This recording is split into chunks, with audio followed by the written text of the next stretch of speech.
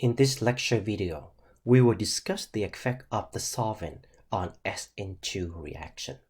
So the choice of a solvent can have a profound effect on substitution reactions rate. And the reason is because the choice of the solvent can actually increase or decrease the reactivity of the nucleophile. So therefore, we call this nucleophilicity. Nucleophilicity refers to the reactivity of the nucleophile.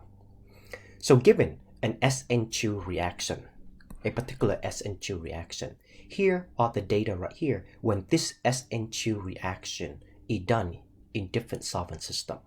So when a particular SN2 reaction is done in methanol as the solvent, or water as the solvent, or DMSO, DMF, and acetonitrile as the solvent, when we compare this similar reaction right here in different solvent, we can see that they have a significantly different reactions rate.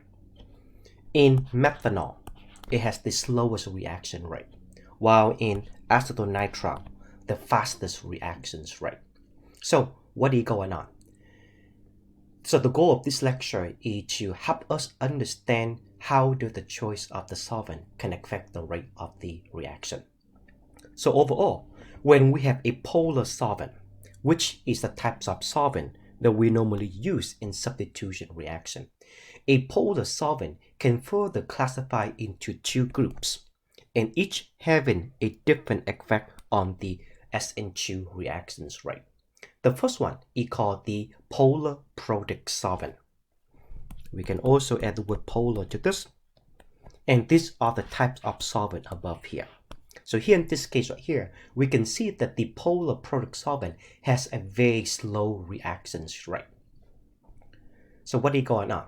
So first, let's identify what is a polar protic solvent first.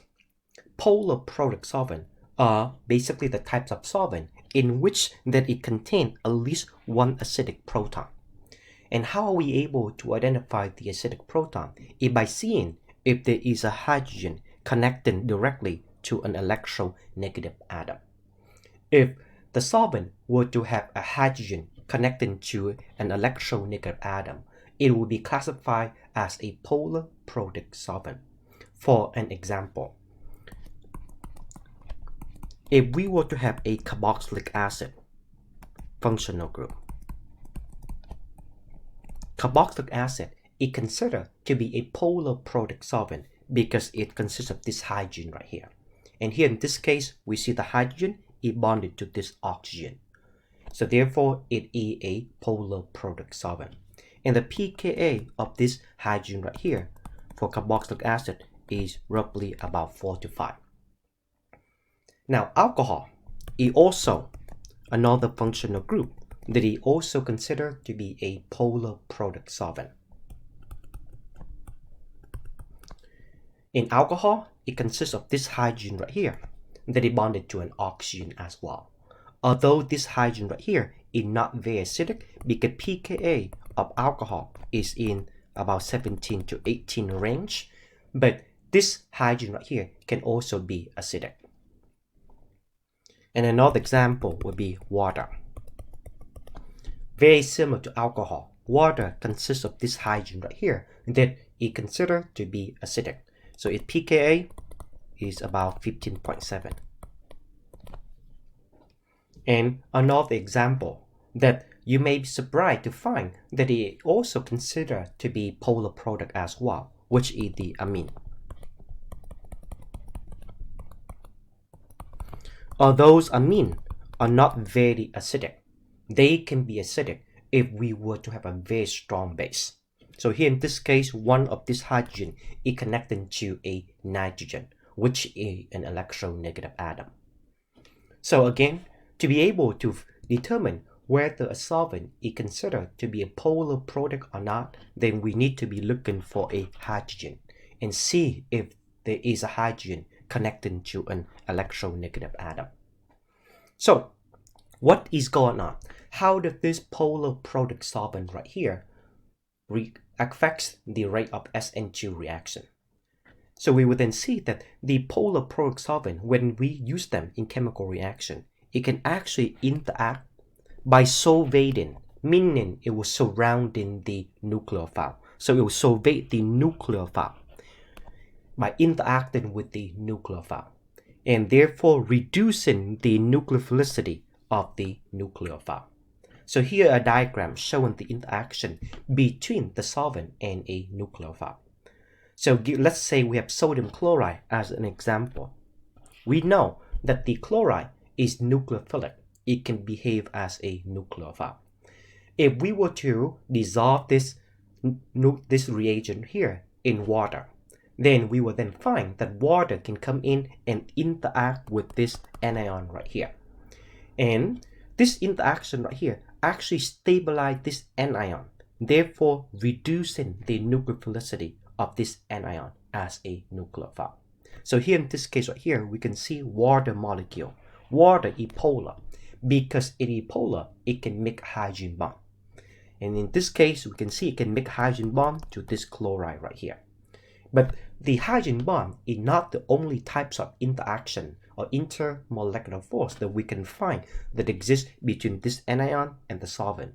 But we can also see it can also form a stronger IMF, which is the ion dipole interaction. So again, the types of IMF exist between a polar solvent and the anion or the nucleophile. In this case, is hydrogen bonding and ion dipole. This interaction right here allows the solvent to interact with our nucleophile, and it stabilizes the nucleophile, therefore reducing the reactive activity of the nucleophile. Now, so solvent can come in to surround or solvate the nucleophile. How do we know? What is the solvent abilities in solvating or surrounding the nucleophile? Then the answer, there is a tool that we can use to figure out how strongly can a solvent interact with the nucleophile, and that is called the dielectric constant. So this is a measure of the ability of the solvent to solvate the anion or the nucleophile. So the higher this dielectric constant, then the higher the ability of the solvents to solvate the anion. So here are some of the examples of some of the dielectric constant. So water has a very high dielectric constant. And these are the information that we can look up. So again, mainly, the choice of the solvent can have a profound effects on the nucleophile, therefore affecting the substitution reaction. And we also observe the following. The nucleophilicity in protic solvent increase as the size of the atom increase. And here, the size of the atom here, we are referring to the size of the atom in the nucleophile.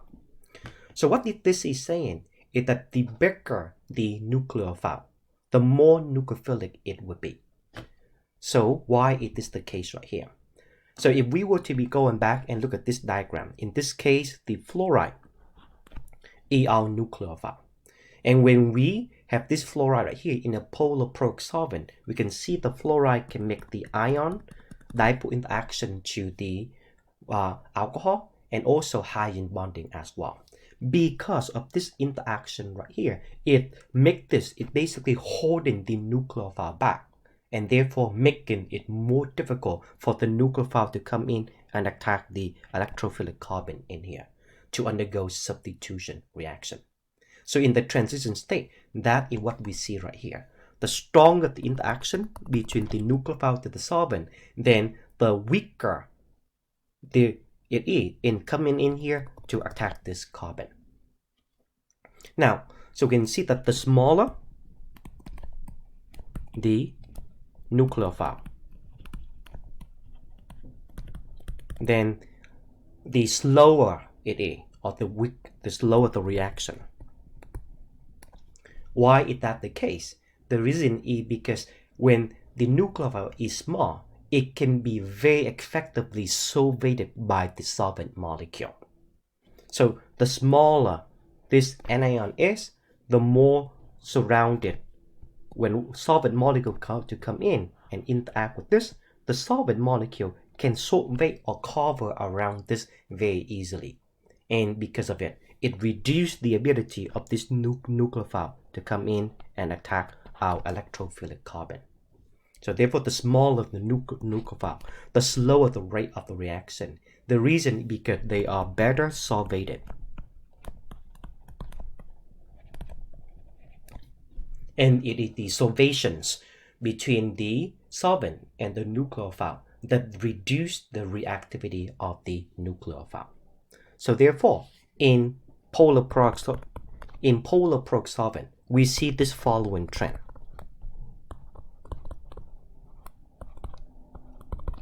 The iodine is a better nucleophile than the bromine, and the bromine is a better nucleophile than the chloride, and followed by the fluoride. So this is our best nucleophile in a polar protic solvent, and this is the least, the weakest. And the reason why is because iodine is much bigger than fluoride. The bigger it is, the less the water can, or the solvent can solvate or cover around it. And so therefore this is less solvated. So think of the solvation as the solvent coming in interact with the nucleophile and holding the nucleophile back. So the bigger it is, the more difficult for the solvent to hold it back, and therefore it is more available to act as a nucleophile. So that is the effect of the solvents of the polar protic solvent, and how that can affect the reactivity of the nucleophile.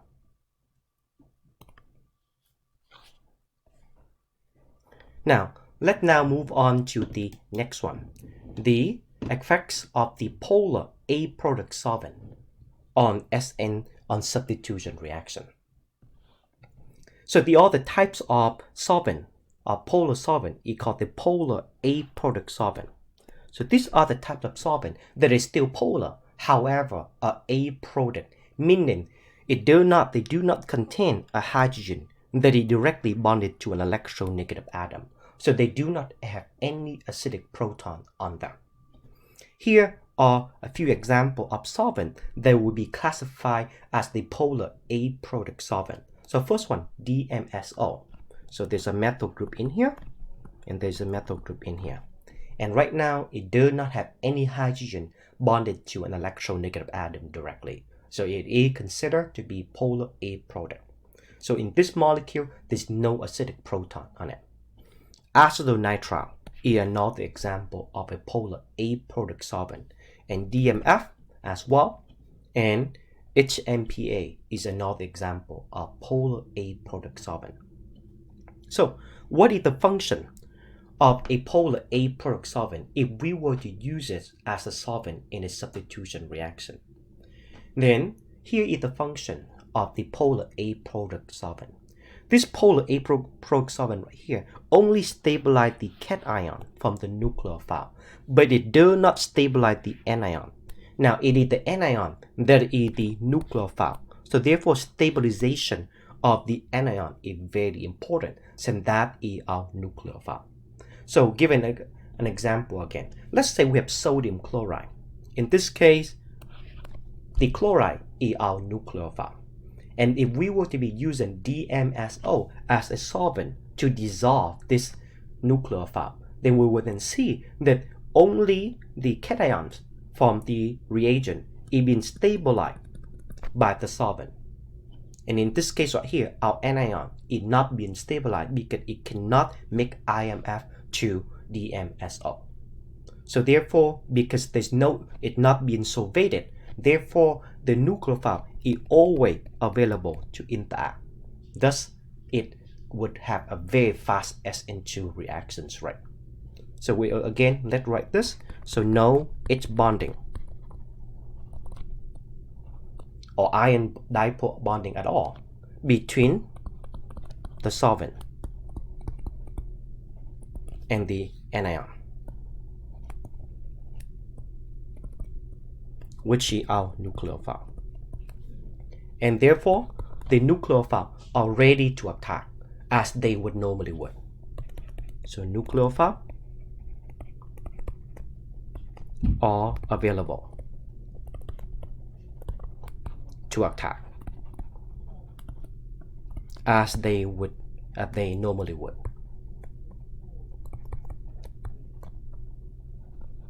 And do not get slowed down by the solvent. Let's now try a few practice problems to help us understand this concept. So in this case right here, which one is a stronger base and why? Between an alcohol or an alkoxide and the conjugate base of a thiol or XS, which one would be a better nucleophile? So here in this case right here, we will then see that this one right here will then be a better nucleophile, right? But now we're asking for which one is stronger base. Whenever we ask about base, we need to be looking at pKa in order to answer this question. Now, so to figure out which one is stronger base, we have to, one of the tools that we have learned already is by using the pKa of the corresponding conjugate acid. So if we were to give this a hydrogen, this becomes ROH. And the pKa of this is about 16 to 17. Versus the pK of the corresponding conjugate acid of this would then be the thiol functional group. And this pK right here is about 10 to 11. Therefore, we know that alkoxide is a better base.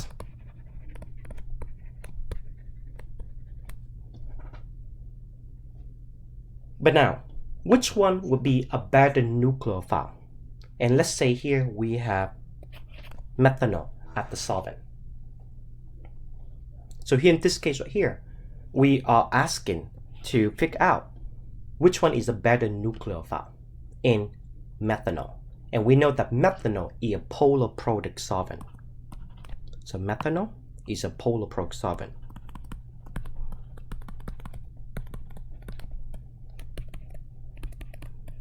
What will be the effect of methanol toward our alkoxide and our RX over here? Then we then see that again, because this is a polar protic solvent, we'll be able to come in and interact with our nucleophile. In this case right here, the nucleophile is this oxygen in here. And the stronger that interaction, then the more it will slow down the reactivity of the nucleophile. So here in this case, this will then be a better nucleophile. Why? Because this is larger, so far a larger size, larger than oxygen. And the larger it is, then the less solvated it will be.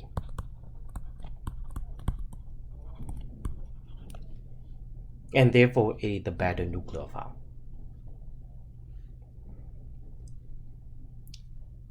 And now let's try another example over here. Let's identify each of the solvent below as polar protic or aprotic.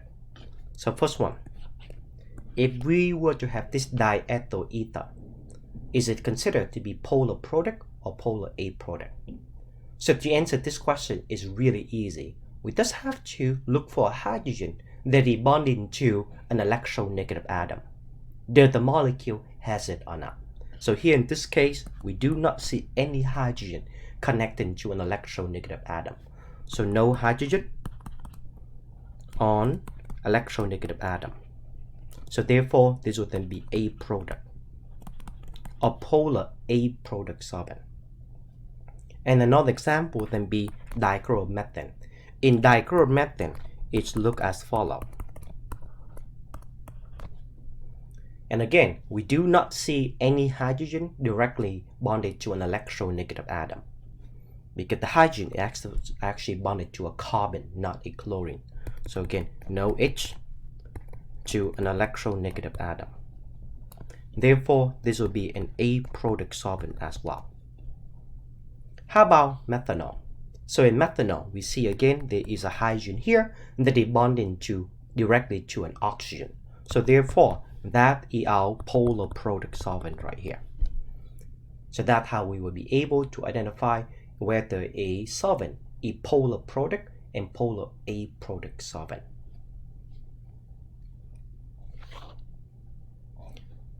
Let's now try a few more problems. Which SN2 reaction has a greater rate constant and why? So we're given these two reactions right here. One reaction is right here and the other reaction is over here. And we're asking which one would have a faster reaction. So that's what a larger rate constant means. How fast did it react? The faster it reacts, the higher the rate constant would be. So here in this case, how will we be able to figure it out? So first we have to look for the differences between them. And in this case right here, our substrate is different. So in this case right here, we have the chlorides as the leaving group. And over here, the bromides as the leaving group. And we have learned in the previous lecture already that the bromide is a better leaving group, right? So therefore, because the bromide is a better leaving group, it would then have a faster reactions rate. So this is bigger, this is the better leaving group, therefore faster reaction rate. So that's the effect of the leaving group on SN2 reaction. And now let's try a next example. If we were to have this substrate right here and we react them together, which reaction will be faster? So in both of this substrate right here, both the nucleophile and the electrophile are on the same molecule. So here in this case, the lone pair of electron on this nitrogen, that is your nucleophile. And this carbon in here, this is our electrophile. So therefore, we would then see, if we were to take this and react them, they will undergo an intramolecular reaction. So intramolecular reaction. Intramolecular means that the molecule reacts with itself because it consists of both the nucleophile and the electrophile in it. So here in this case, this will then come in, attack this, and kick this off. And the product of this reaction would then be a 1, 2, 3, 4 member ring with a nitrogen in it.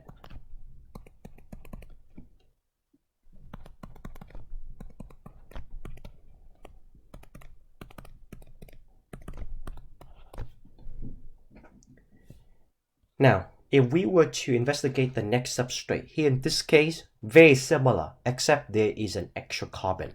And again, our nitrogen, lone pair electron on the nitrogen is the nucleophile. It will then come in and attack this electrophilic carbon to undergo an SN2 reaction. And in this case, we'll be forming a 1, 2, 3, 4, 5 member ring.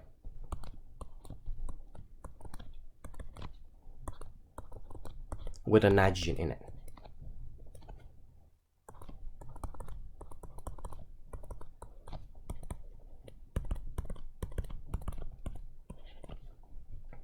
So which one will react faster then? The answer, this one. And the main reason why this one will react faster is because the product is more stable. More stable product. Because the 5-member ring, if we were to make a molecular model for this molecule, we would then see that this nitrogen comes very close to this carbon. Therefore, it's easier for this nitrogen to come in and attack this carbon right here. Whereas if we were to make a molecular model of this molecule, the nitrogen in this case and this carbon are further away. Therefore, it is more difficult for the nucleophilic attack to happen. And therefore, this is actually faster. So not only the product is more stable, but because in the transition state, the nucleophile and the electrophile come very close together. So therefore, faster reactions rate. Let's now try this next one. Which of the following is a better nucleophile?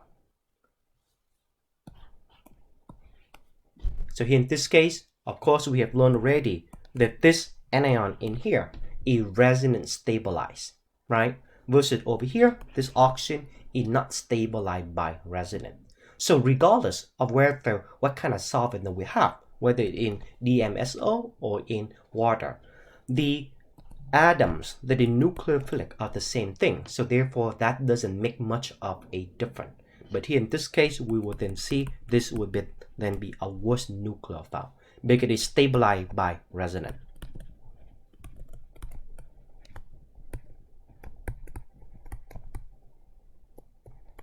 The more stabilized the nucleophile is, then the less reactive it would be. Move on to number 6. Between these two molecules, which one would be a better nucleophile in alcohol, ethanol? So here in this case, we can see this one would then be a better nucleophile. And for the same reason that we have seen earlier already. In this case, not only that the sulfur is bigger, first there's two explanations for why. First, sulfur is bigger than oxygen. The bigger the atoms, then the more the faster or the more reactive it is as a nucleophile. So it can form a bond to the carbon over a greater distance. And we have seen that the effect of the size already and nucleophilicity. So in this case, that's the first reason why that this is a better nucleophile than the methoxide. And the other explanation would then be because of the solvent. Again, the sulfur is bigger, therefore it is not as well solvated compared to our oxygen. So this is bigger and therefore less solvated. The less solvated it is, the more nucleophilic it would be, since there's no solvent holding it back. And let's now try a few examples as well. So why don't we all take a few minutes to work on this problem first before we go over the answer together. So here in this case, assume you have a minute already. Let's now go over the answer together. So we are taking our substrate. Here is our substrate right here. And we are reacting this with different types of reagent and solvent. Let's predict what the product would be. So let's first go over this reagent first. So here in this case right here, we have our substrate and we have SH. And again, SH, when we dissolve this in DMSO, it will break down into the sodium and the SH, the negative in here. And this SH right here will not be very well stabilized by DMSO. So therefore, it be very, very available to undergo substitution reaction. So clearly, because this is a good nucleophile, it can undergo substitution or SN2 reaction very well. And in SN2 reaction, we then come in to attack this carbon right here from the opposite direction of where the leaving group would be. So in this case, we'll be attacking this carbon from the back. Since the bromine, the leaving group, is in the front. And we therefore will be able to form this product.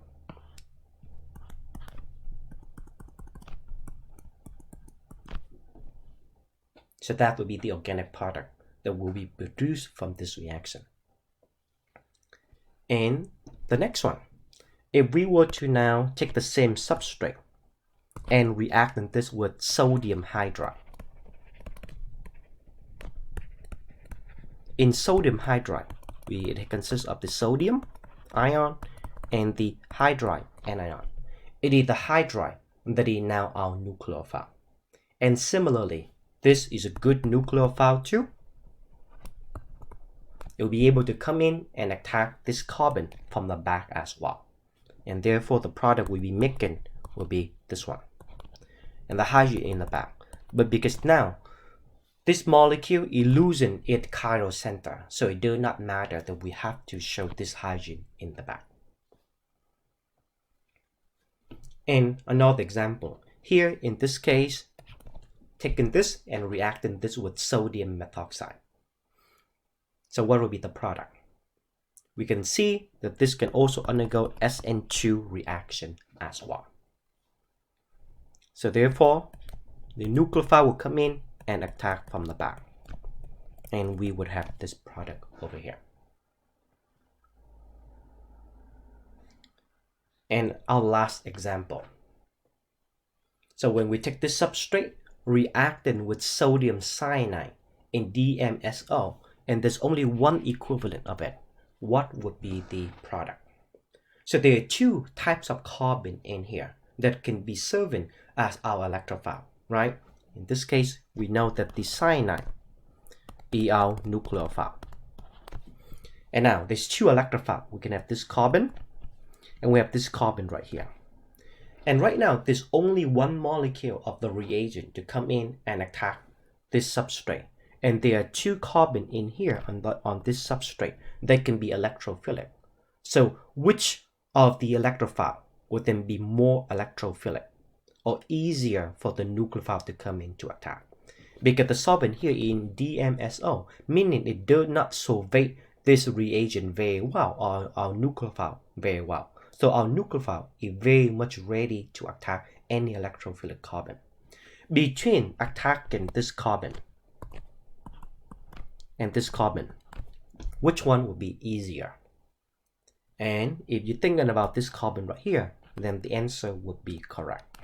Because this is a less substituted carbon. Therefore, it's easier for the nucleophile to come and attack, and thus have a faster reactions rate. And therefore, the main product that we would be getting from this reaction will be as follows.